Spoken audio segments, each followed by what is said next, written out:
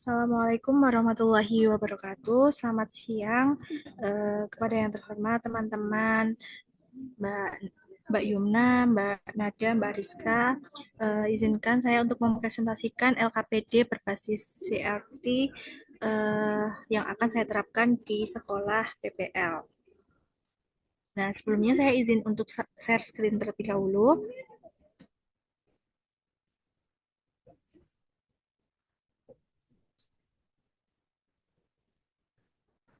Apakah share screen saya sudah terlihat?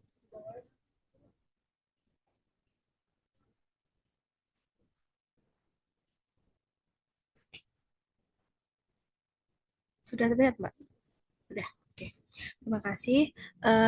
Di sini saya sekolah PPL-nya yaitu SMP Negeri 8 Magelang, di mana terletak di lereng Gunung Tidar. Nah, kemudian saya mengangkat mengenai kebudayaan yang ada di Gunung Tidar. Sebelumnya, LKPD ini berbasis CRT atau Culturally Responsive Teaching, di mana CTR ini merupakan pendekatan pembelajaran secara sadar mengintegrasikan latar belakang budaya, bahasa, nilai, pengalaman, dan identitas peserta didik ke dalam proses pembelajaran. Jadi saya di sini mengangkat topik mengenai interaksi makhluk hidup dan keseimbangan lingkungan, di mana fokus budayanya yang saya angkat yaitu kearifan lokal Gunung Tidar, di mana merupakan lokasi atau tempat terdekat dari SMP Negeri 8 Magelang sendiri. Nah, di sini saya menerapkan tujuan pembelajarannya. Yang pertama, melalui pengamatan lingkungan Gunung Tidar, siswa mampu mengidentifikasi komponen biotik dan abiotik dengan tepat. Kemudian, siswa mampu menganalisis pentingnya menjaga keseimbangan ekosistem berdasarkan nilai filosofi lokal atau rumat menjaga alam. Nah, yang ketiga yaitu siswa menunjukkan sikap grow mindset dan bertanggung jawab terhadap kelestarian budaya lokal, di mana saya memberikan stimulus mengenai konteks budaya, di mana Gunung Tidar atau yang sering dijuluki sebagai Pakuning Tanah Jawa, yaitu Gunung Tidar bukan sekedar bukit di tengah kota Magelang, namun bagi masyarakat, Tidar itu merupakan paku tanah Jawa atau yang menjaga stabilitas Pulau Jawa sendiri, di mana terdapat berbagai makhluk hidup seperti monyet ekor panjang dan pohon pinus yang hidup berdampingan. Kemudian masyarakat lokal memiliki nilai budaya ngerumat, yaitu kewajiban moral untuk merawat dan menjaga harmoni antara manusia dengan alam agar tidak terjadi bencana. Nah, dimulai dengan stimulus atau pemunculan konteks budaya ini, siswa diminta yang pertama yaitu untuk mengidentifikasi dan mengobservasi, di mana ada self identification, di mana peserta didik itu nantinya diminta untuk turun langsung atau langsung mengunjungi Gunung Tidar. Nah, nanti di sana peserta didik diminta untuk mengidentifikasi komponen biotik atau makhluk hidup dan abiotik atau makhluk tidak hidup di Gunung Tidar itu. Nah, nanti setelah siswa dapat mengelompokkan makhluk hidup berdasarkan komponennya, maka akan dikaitkan dengan budaya, di mana bagaimana masyarakat Magelang memanfaatkan dan menjaga komponen tersebut. Kemudian tugas yang kedua yaitu menganalisis kasus atau critical reflection, di mana di Gunung Tidar terdapat populasi monyet ekor panjang. Kemudian ada beberapa pertanyaan yang harus dijawab oleh siswa mengenai yang pertama ada, jika hutan di Gunung Tidar rusak karena pembangunan, apa yang terjadi pada populasi monyet tersebut. Kemudian hubungkan jawaban kalian dengan filosofi ngeramawat atau ngerumat, mengapa menjaga kelestarian Gunung Tidar sama dengan menjaga identitas orang Magelang. Nah, untuk tugas yang ketiga itu mengenai kolaborasi dan solusi atau collaboration. Nah, di sini di dalam kelompok belajar ini siswa diminta untuk merancang satu aksi nyata, yaitu sistem Among, atau saling menjaga untuk melestarikan lingkungan Gunung Tidar. Nah, contohnya itu seperti kampanye kebersihan atau penanaman bibit lokal.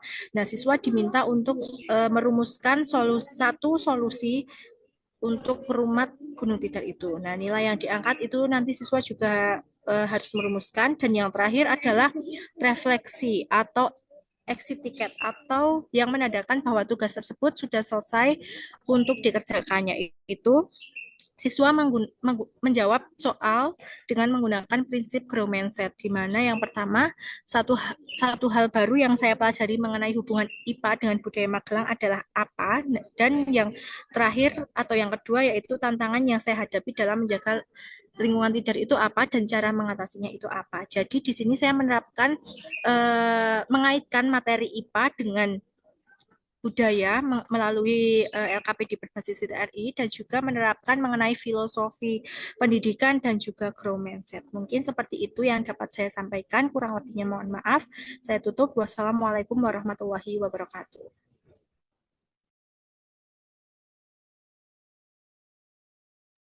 Baik, selanjutnya, apakah suara saya masuk sebelumnya? Sudah masuk, Mbak. Oke, selanjutnya saya akan mempresentasikan mengenai LKPD saya.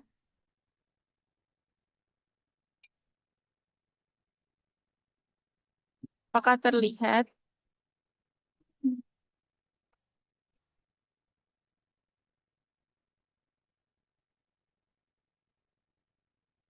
Sudah terlihat belum? Sudah, Mbak.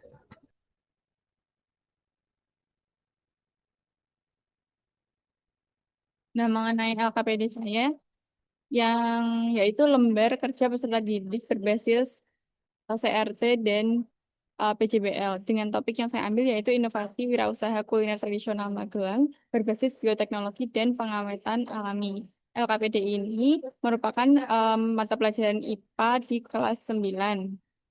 Dan di sini siswa itu awalnya akan ditampilkan mengenai pembuatan tape ketan khas Muntilan Gelang. Kemudian nanti siswa akan dikelompokkan berdasarkan hasil tes diagnostiknya dan satu kelompoknya berisi 5 orang. Untuk LKPD-nya, tujuan pembelajaran yang dilakukan yaitu yang pertama, peserta didik mampu menerapkan bioteknologi dan pengawetan alami pada makanan tradisional. Kemudian yang kedua, peserta didik mampu merancang usaha kuliner khas Magelang dengan kemasan modern berbasis budaya lokal dan ramah lingkungan. Kemudian yang ketiga, peserta didik mampu menunjukkan karakter tidar, yaitu tangguh, integratif, dedikatif, aktif, dan responsif dalam pembelajaran. Nah, pada LKPD ini terdapat penguatan pendekatan nilai, yaitu yang pertama ada CRT, yaitu Culturally Responsive Teaching, yaitu mengangkat pangan lokal Magelang, yaitu antaranya ada getuk, selondok, tape ketan, ataupun tape singkong, dan lain sebagainya, dan menggunakan identitas visual daerah seperti batik Magelang atau Borobudur pada kemasan produknya. Kemudian untuk nilai tidarnya diintegrasikan ke dalam instruksi kerja di mana nanti ada mari responsif, wirausahawan tangguh, dan nilai mandiri oleh siswa pada lembar checklist karakter di akhir kegiatan. Kemudian untuk nilai sosialnya, yaitu dapat melatih gotong royong melalui pembagian tugas yang adil, diskusi kelompok untuk memecahkan masalah perajin lokal, dan komitmen untuk tidak saling mengandalkan, tapi bersama-sama mengerjakan permasalahan ini. Kemudian untuk nilai kewirausahaannya, yaitu mengajak siswa melakukan inovasi produk, merancang branding, yaitu nama, kemasan, sketsa logo, serta melakukan simulasi perhitungan hasil pembuatan dari produknya nanti, seperti itu. Harga jualnya, seperti itu. Kemudian yang pertama ada permasalahan. Permasalahan yang dipaparkan yaitu di mana kawasan Magelang, terutama di sekitar Candi Borobudur dan lereng Gunung Merbabu atau Merapi, memiliki kekayaan kuliner tradisional seperti getuk, tape singkong, ataupun tape ketan, dan selondok. Kuliner ini merupakan warisan budaya turun-temurun, namun saat ini para perajin makanan tradisional mengeluh karena rendahnya daya simpan produk mereka, di mana produk ini tidak memiliki daya tahan yang lama, cepat basi, dan juga berjamun. Akibatnya, wisatawan lebih memilih membeli oleh-oleh camilan modern dari luar daerah yang menggunakan bahan pengawet sintetis atau kimia. Jika dibiarkan, eksistensi kuliner lokal Magelang ini dapat terancam punah. Untuk pertanyaan mendasarnya, nanti siswa akan melakukan mari responsif di mana mereka akan berdiskusi dan menjawab pertanyaan berikut. Yang pertama, berdasarkan wacana di atas permasalahan itu, masalah sains dan masalah ekonomi budaya yang dihadapi oleh para perajin kuliner tradisional itu apa nanti akan dijawab oleh peserta didik berdasarkan permasalahan di atas. Kemudian peserta didik juga akan berdiskusi mengenai bagaimana konsep IPA yang ada di dalam permasalahan di atas, seperti proses fermentasi yang steril atau penggunaan bahan pengawet atau kemasan alami seperti daun pisang atau besek, dapat membantu mengatasi masalah tersebut. Kemudian nanti siswa akan diminta untuk mendesain perencanaan proyek mereka. Sebagai wirausahawan muda yang tangguh dan menghargai budaya lokal, nanti siswa akan diminta untuk merancang proyek inovasi pangan yang mereka pilih. Mereka akan diminta untuk menentukan nama produk inovasi yang mereka pilih. Contohnya itu seperti getuk yang dibuat seperti keripik yang crispy atau kerupuk dan lain sebagainya. Kemudian ada contoh yang lain yaitu tape gelato. Nah, kemudian selanjutnya nanti siswa akan diminta untuk memberikan checklist pada salah satu konsep sains yang digunakan pada produk inovasi yang telah dipilih. Nanti ada mungkin bioteknologi konvensional atau pengawatan alami atau dari kemasan alami yang mereka pilih. Kemudian siswa juga diminta untuk menentukan alat bahan yang digunakan untuk membuat proyek inovasi mereka.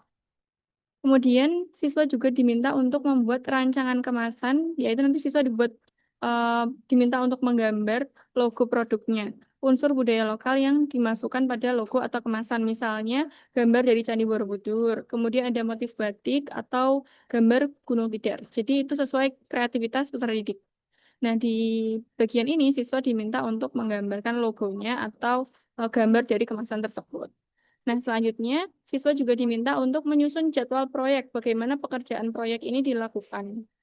Seperti nanti ada pembagian tugas siapa yang bertanggung jawab untuk membeli bahan baku atau menguji produknya, membuat produknya, kemudian ada yang mendesain kemasan dan ada yang melakukan finishing produk dan membuat rancangan mengenai pemasaran dari produk tersebut nantinya. Kemudian nanti siswa juga diminta untuk membuat target waktu di setiap aktivitas proyeknya. Ini untuk menunjukkan bahwa siswa itu memiliki sikap aktif dan kolaboratif.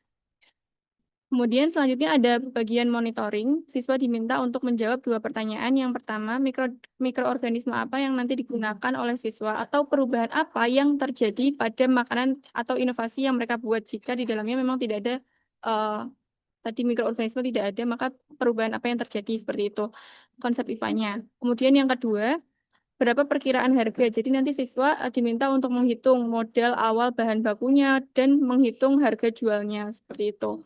Yang terakhir ada menguji hasil. Nah, bagian ini siswa diminta untuk menjelaskan apa keunggulan dan manfaat dari produk inovasi mereka, serta diminta untuk membuat poster untuk mempromosikan produk tersebut.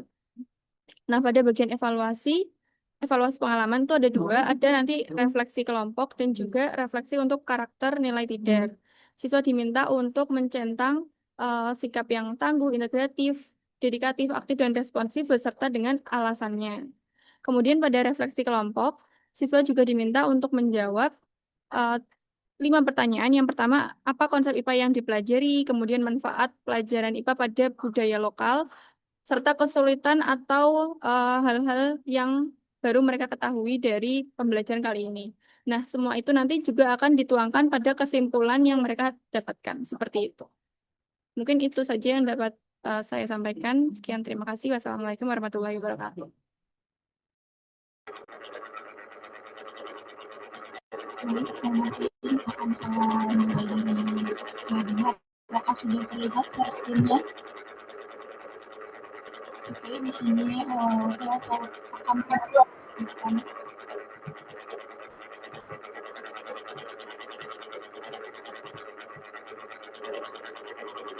Apakah sudah terlihat, teman-teman? Sudah terlihat. Baik, assalamualaikum warahmatullahi wabarakatuh.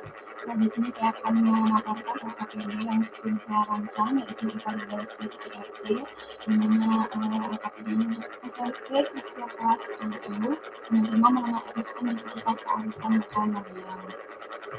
Nah, untuk tujuan pembelajarannya itu yang pertama, melalui kegiatan mengamati gambar ekosistem di lingkungan sekitar, peserta didik dapat mengidentifikasi komponen penyusun ekosistem berupa komponen biotik dan abiotik dengan tepat. Kemudian yang kedua, melalui kegiatan diskusi kelompok dan pengisian, peserta didik dapat menjelaskan interaksi antar komponen ekosistem secara benar dan runtut.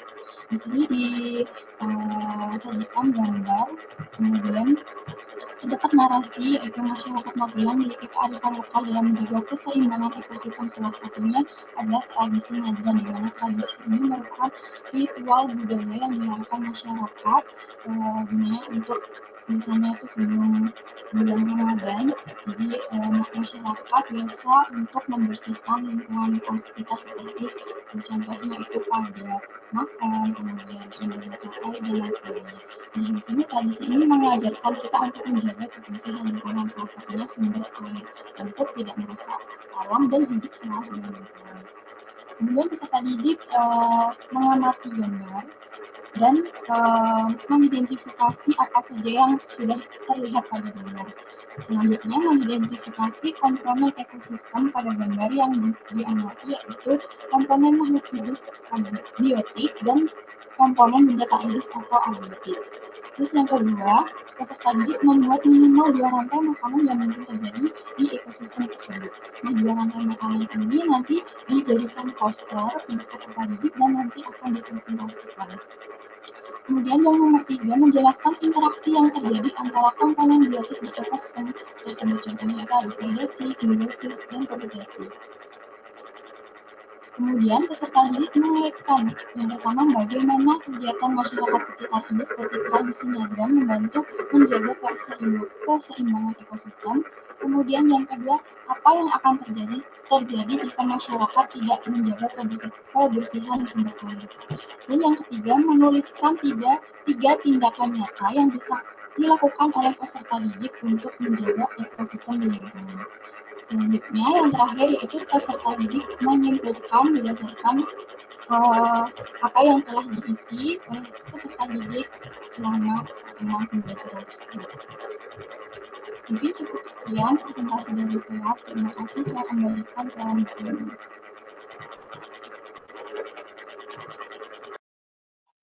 Baik, semuanya. Assalamualaikum warahmatullahi wabarakatuh.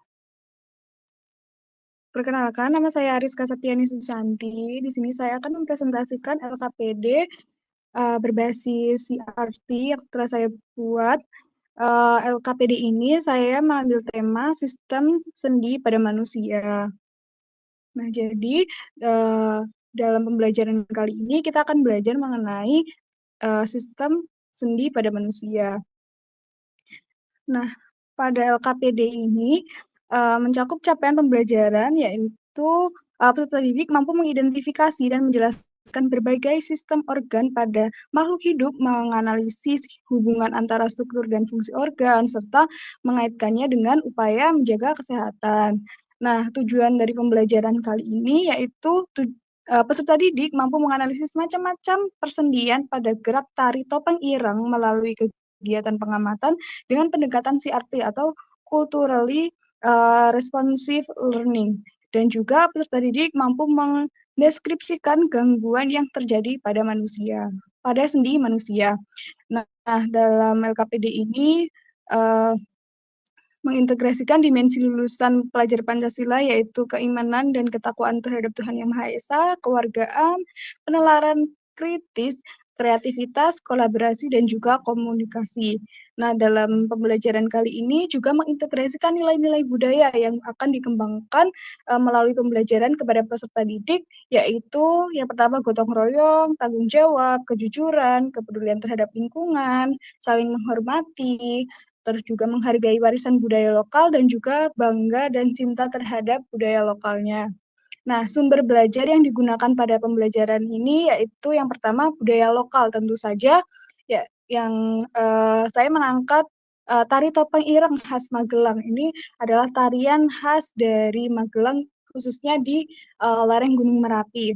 Nah, yang kedua yaitu buku paket IPA kelas 8 pada kurikulum Merdeka. Yang ketiga yaitu video pembelajaran tentang tari topeng ireng dan persendian pada manusia.